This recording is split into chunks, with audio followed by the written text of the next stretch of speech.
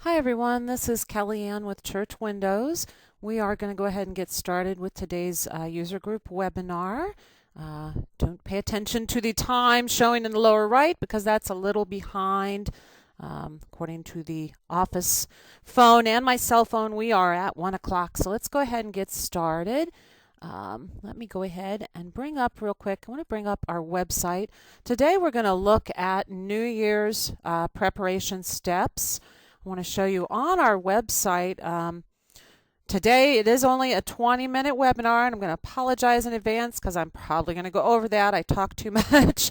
But on our website, the document I'm using today, on our website along the left side, once it loads here, if you scroll down to support, right about the middle here, we have New Year Prep and Help.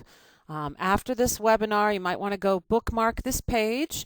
If I click on that, this has the first side of this chart has documents that will help you with all of the different modules, older and newer. If you're still on the older contribution, what I'm showing today is the newer donations. But we do have end of year steps still on our website for the older contribution and financial, so those are here. Also on the right side we have free movies. Now these were recorded in prior years, so the screens may look a little different, but the functionality is still the same. What I'm using today is right here in the middle, this donation New Year prep steps. We're going to take a look at the first document. Go ahead and click on that to bring it up on screen. And again, that was back on our New Year prep page that you can find through support, right in the middle of support, the support links. And I clicked on donation New Year steps.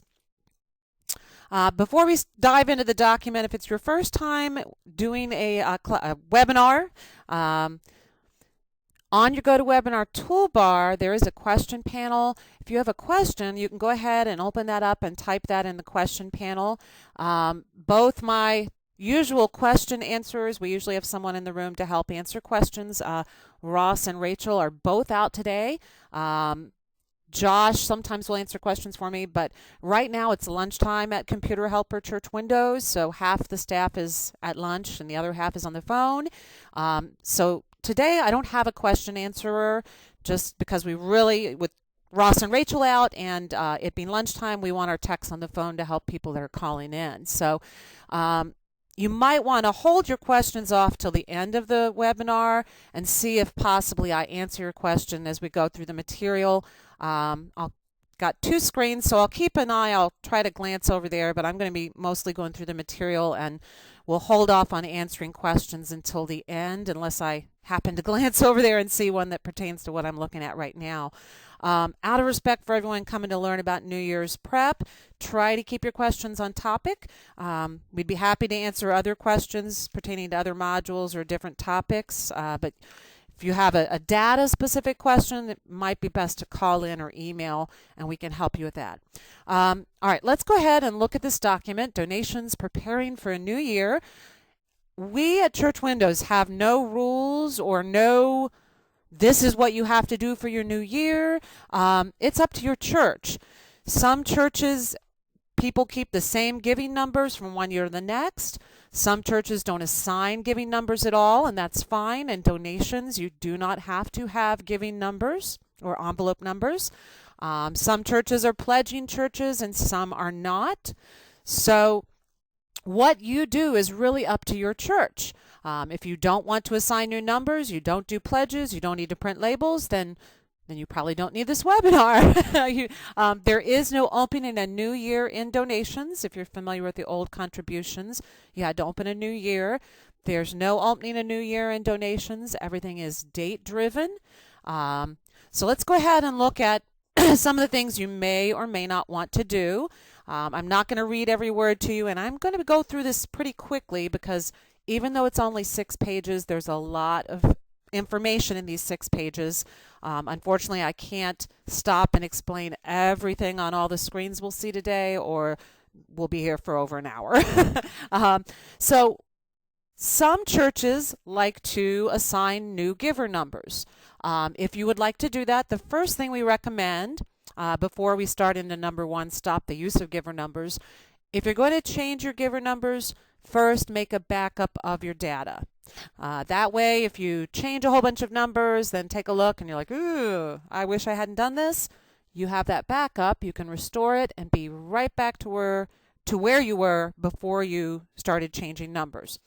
So the first thing you want to do if you're going to assign new numbers for your new year is stop or end numbers for people that do not need numbers beyond today or the end of this year. Maybe people passed away or moved and you want to free up that number that they had so someone else can have it. So let me go ahead, we'll minimize this and let's open up donations. I already had that open. In donations, the best or easiest way to assign, or I'm sorry, to end a few numbers, there is a way to end all of them if you want to do that, but we're not looking at that today. We're looking at possibly ending numbers for people who passed away, moved away. To do that, we'll go to Givers and then Manage Numbers. Now this screen, I'm going to make it a little bit bigger, defaults to open alphabetically. So we're just going to take the first person in the list here, Nina Abenshine, and I'm just going to click in end date here, and I can either type an end date in or I can click the down arrow and choose a specific date. We'll go ahead and end hers as of 12/31 because she told us she's moving away. And you would go down the line and do that for anyone who you wanted to stop or end their number this year.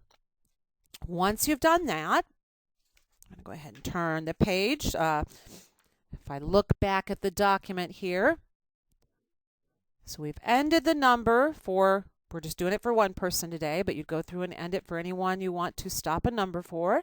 Now we're going to reassign some numbers. Now we can do that one by one if you're just assigning a few here or there, or we can do an auto assign. So let's look at both of those. Just reassigning a couple here and there is step 2 on the document that's on screen versus assigning a whole group or a large number of envelope or giver numbers all at once. We'll look at that in a moment. That would be done with auto assign. Let's go back to our Manage Numbers screen. If we want to reassign or assign a number, just a few here or there, again, we still recommend you make a backup of your data. Maybe, let's say Eric Bernard here, he's decided that he would like a new number. So we'll go ahead and we'll end his current number as of 12/31. But now, upper left, notice because I was working with Eric, I see his name in the search box in the upper left, and I'm just going to click Add New.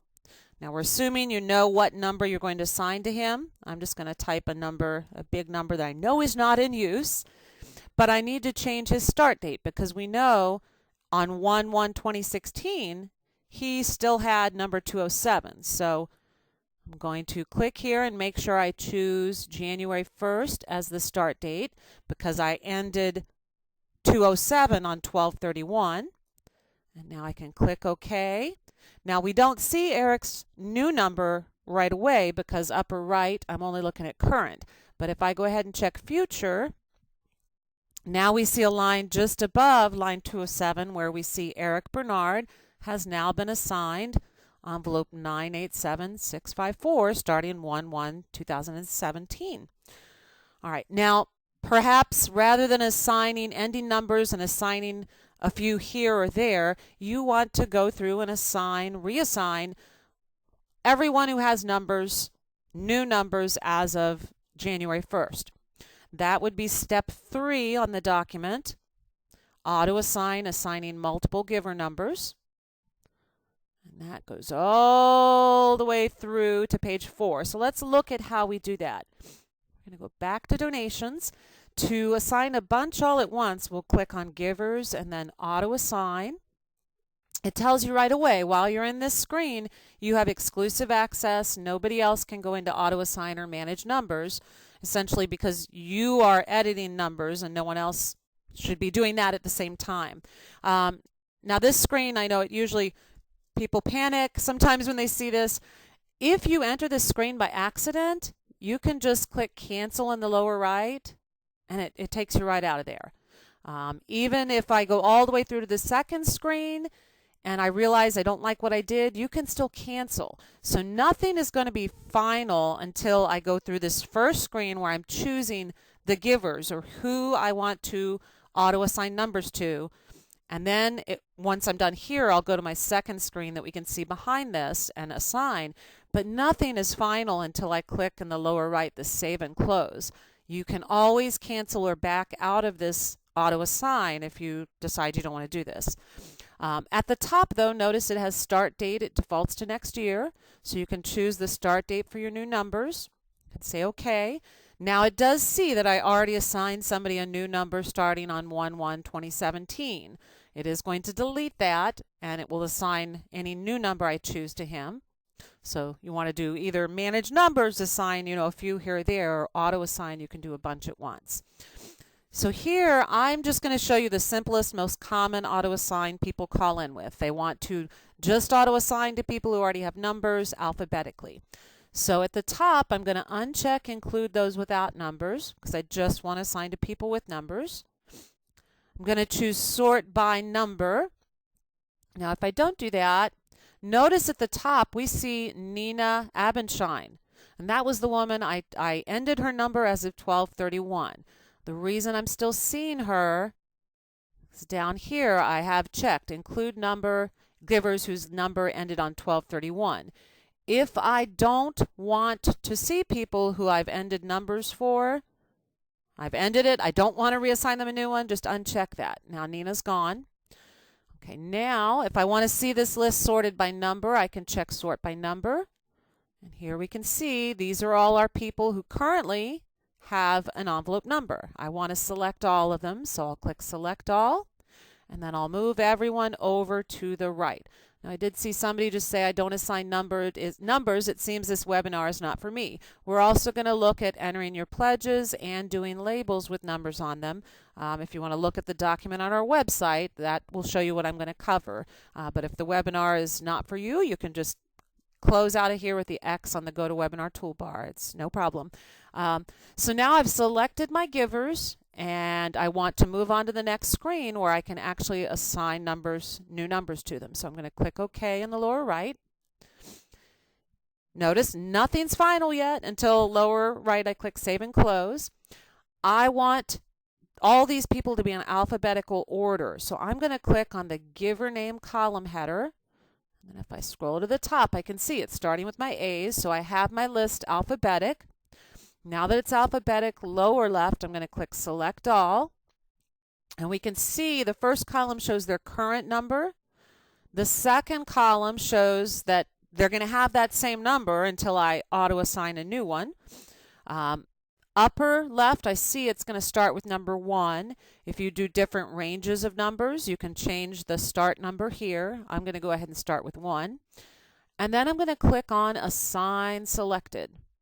I've selected everyone, so it started at the top of the list, and we see that second column starts with 1, and it's going on down the line alphabetically.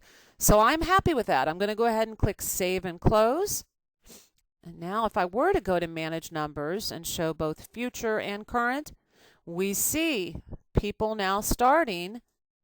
I can just show future if I'd like. We see an alphabetic list if we choose future where everybody's starting 1/1/2017. All right, so I know I went through that quickly, but I've already used 10 minutes of our 20 and we're only halfway through. So let's go ahead. If you need help doing that or you need to review that, I am recording this and this will be up, I believe, Thursday. We put up all our, well, I think I'm not sure if Robert will get it up there today. Today is Thursday, but it should be up on our YouTube channel soon. You also, remember, can review the document back on our website as well and print that out. Let's look at the next thing that people often like to do for a new year. Once you've assigned new numbers, if you do assign new numbers, even if you don't assign new numbers, often churches want to create labels with the giver number on the label to put on the label boxes for people to collect. So to do that, the document shows us how to do that. Let's go ahead and go back into donations and we'll go up to Reports Export, List and Labels, and then Labels. the label screen should open. Today we're just going to assume you want labels for people who have numbers. So really easy. We can uncheck include those without numbers. If you would like terminated people to be included, you can check include terminated and active. Defaults already have members and visitors checked. If you assign your membership groups, like your first grade, your Sunday school, your choir, if they give and you assign them numbers, so when they collect money they can donate that, then you might want to check membership groups. Same goes for donation individuals and donation groups if you add those. Because we've asked to include just those with numbers, if any of these people don't have a number, they won't show on our labels or our end result here. We also then, because we want numbers for 2017, we want to click on the second tab here, Giving Pledging. And we don't want to change our date range. Just below date range, you see where it says Use Numbers Current As Of. We want to change that to 1/1/2017. So rather than put the current number they have today, it will pull the numbers we just assigned that start on 1/1/2017. Then you can click on your Sort tab if you like and choose your sort order. Now, because we did it alphabetic, if we choose giver number, it should be alphabetic. Or if we choose last name, then it still should be numerical. So we'll just go ahead and go with giver number and click Next. Now, if you've already done this in prior years, then you may have a label already set up with a giver number on it. We already do have a label layout with the giver number. Let me just show you. If we click on Edit Label, here is what that looks like. Well, this one's a little different, so let me show you. We're going to make a new one because we want our number to be just above the name and address. So I'm going to choose my household label and I'm going to click Edit. And here, upper left, we see the actual label. I'm going to click on that and drag it down just a smidge because I want to put the giver number just above that. So from the list on the right, I'm going to click and drag and drop giver number right above mailing label and address. And then I'm going to change this slightly because I don't want to overwrite the label I was editing. So I'm just going to call it household label with giver number at top. Oops. So I can say OK here and then close this. All right, so we have our label layout that will provide the name and address and the giver number at the top of that. We want to choose one label per giving unit because we are dealing with donations. If we were to choose individual, we would get one for every single person who has an envelope number. So people who give together, we would still get an individual label. If 5 people share an envelope in a family, we're going to get 5 labels. Versus family, if we choose family, then people who give individually within a family, we're not going to get a separate label for. We're going to get one per family. We want to do giving unit. That will specifically look at whether family members are marked gives with family, and that's how it will determine whether it will put the individual's name or any family members who are marked gives with family. That will condense to one label that is addressed using the family name or whatever's in the mailing label field of the household record. So let's go ahead and click Print and take a look. And if we look now, we see our labels alphabetically, and we see here at the top, Carolyn Jane Ames. I think the first 4 of our givers are individual givers. If we look at the 5th one down, we see a Mr. and Mrs. So here's an example of how giving unit is putting individual names for people who give on their own versus people who give as a family. It pulls their family name. And just across from that, we even see our elementary Sunday school class. They have an envelope number and collect money, so we even have a label for them. So that is how you can create your labels for next year. with the envelope or giver number on that. All right, we are at 16 after. Well, and that is a little slow, so I apologize. We're at 20 after. We're going to move on to the last topic, pledging. If you're not a pledging church, then feel free to exit the webinar. Let's look at how you can enter a new campaign. There's a couple of ways if you're a pledging church. You can go ahead and start entering those now. We've had churches already calling about entering new campaigns. To enter pledge campaigns, we click on pledges, and there's two different ways you could start a new campaign. If you've been using the program for a while and you already have campaigns in your current year, if you have frequently the same people giving to that campaign year after next, year after year, frequently give the same amount and frequency, and you just want to copy those over and edit it a little bit, we can do that. So let's take a look at, I'm going to grab this one that's mistakenly called General Fund 2015 with 2016 dates. I'm going to edit that because that's bothering me. It's really our 2016 General Fund that's labeled 2015. So here we go. We have our 2016 General Fund. We pulled that up, and looking at our list of people, almost the same people are pledging again this year or 2017 and pledging the same amounts and frequencies. So we're going to opt, instead of making a brand new one and adding people, we're going to copy this. We're going to click on Copy Campaign. It does remind us leap years can affect our date range, so check the dates. Click OK. And here I can go ahead and type in the name of my new campaign. And then take a look at my dates and make sure they're running for the entire year. That can throw off annual pledges or, well, any of our pledges. If the whole year is not selected, then that does affect the frequency when it goes to multiply the frequency. But we'll go ahead and say OK here. And ta-da! There is, we just copied everyone over.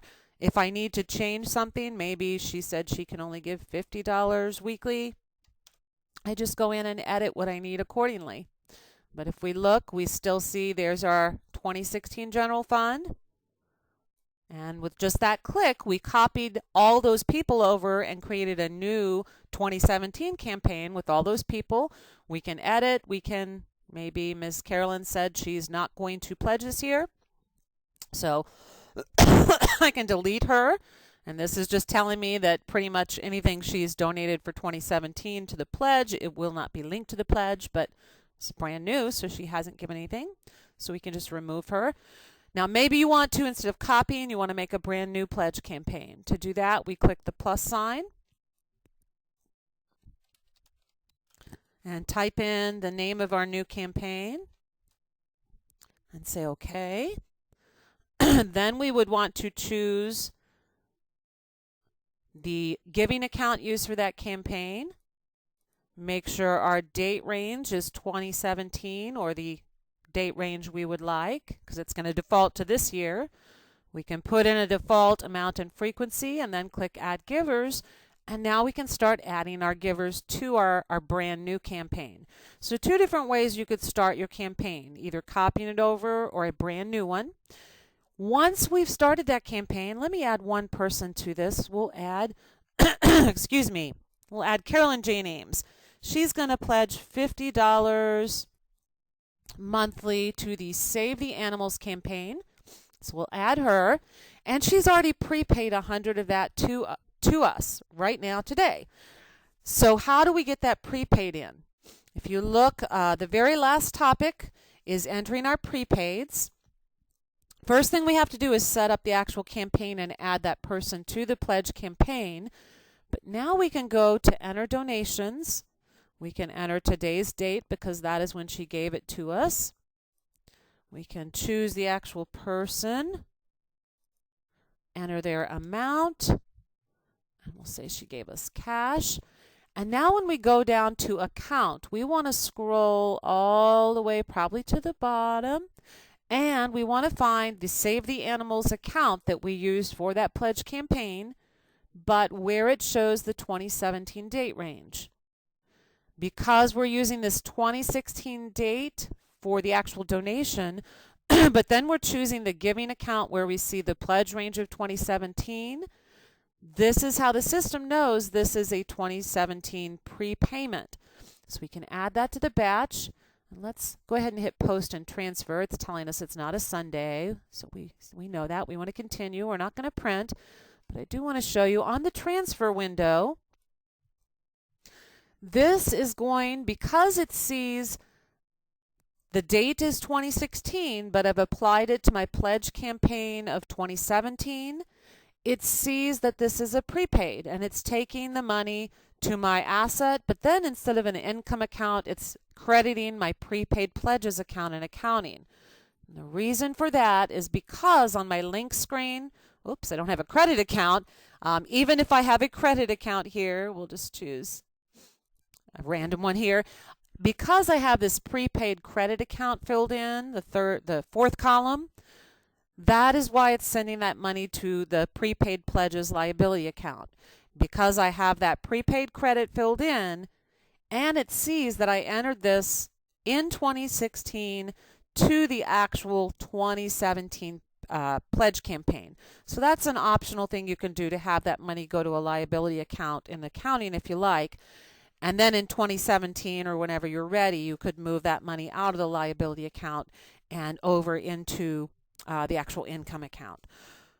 All right, that is everything I wanted to show you for prepping for a new year. Again, oops, I closed the document. Let me show you real quick where that document is. If you need to leave, I'm sorry I did go over by about 5 minutes. Just close the toolbar with a little X in the corner.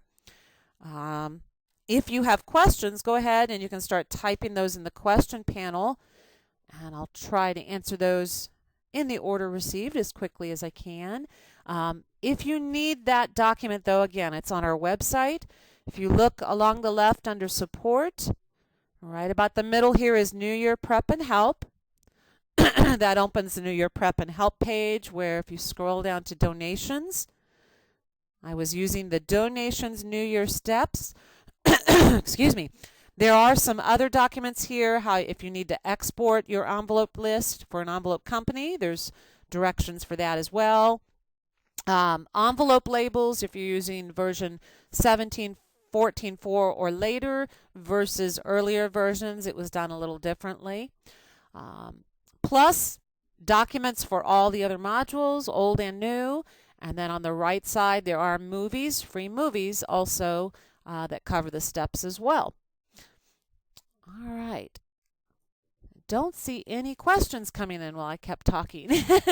Are there any questions? I know I showed you a lot all at once, but that was a lot of information to give you in 20 minutes. So I wanted to try and get through that as quickly as we could, but try to also tell you as much as I could, which could have been a lot more, believe me. All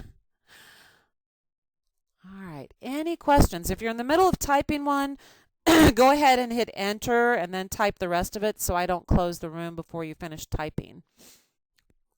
But are there any questions? If you'd like us to walk you through any of these steps, then definitely give us a call.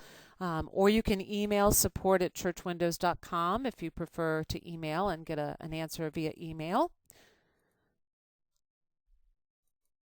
All right, well, I'm not seeing any questions come in, so I am going to go ahead and close today's webinar. Do take a look if someone else signed you up. If you look on our website under training, you can click on free online webinars, and that shows you all the webinars we have for December. January, because it's such a busy month, I don't think we'll be doing any webinars. In years past, we haven't. We have everybody on the phone for January. All right, well, everybody have a great day, and sign up for more webinars if you like, and give us a call if you have more questions. Thanks so much for attending. Bye.